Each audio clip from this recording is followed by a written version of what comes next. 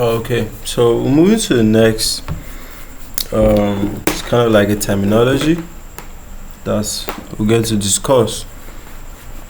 Okay, as related to orthopedics, and this is what is known as the purulent infections.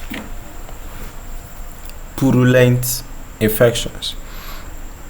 So for purulent infections, when you say something is purulent, purulent is just another name for pus. Okay, so if you say an infection is purulent, that simply means that infection is forming pus, is releasing pus out. So purulent infections, so that they are infections and they are characterized by production of pus, which is thick fluid and is usually composed of dead white cells, bacteria, and also what? Tissue debris. Okay. So things that could actually cause your body to get infected to the extent of putting out pus include things like what? Your Staphylococcus aureus, your Streptococcus pyogenes, or those Escherichia coli, Klebsiella, Pseudomonas. Okay.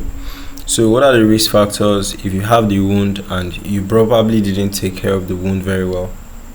Or poor hygiene. If your immune system is weak, so the way things affect you is so adverse. Okay, traumas or surgeries. Alright, so this is an infection, and if you press it, you see pus coming out. So clinical features is the place will be red, the place will be warm, the place will swell. There will be pain and tenderness around the place. Okay, pus discharge, abscess formation. Okay, fever, chills, malaise, elevated white blood cell count, and also sepsis. Can all be there.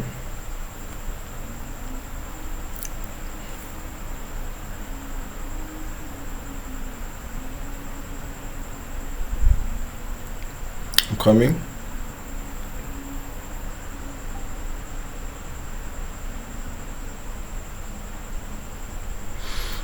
Okay, so common types, there could be skin and soft tissue infections, could be bone and joint infections, could be organ infections, then also sometimes is some infections coming in after surgery or after a procedure is done. So you manage it by draining that place, okay, and because it's usually caused by bacteria, you use what? Antibiotics. There's supportive care like all this pain relief, hydrations, wound care, address any underlying causes.